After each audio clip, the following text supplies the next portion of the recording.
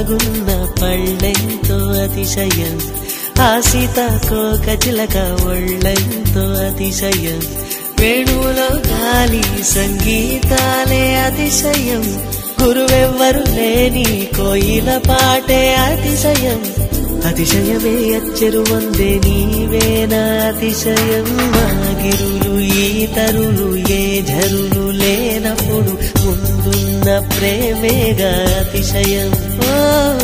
16 ప్రయాణ పరువల్లో అందరికీ పుట్టేటి ప్రేమేగా అతిశయం.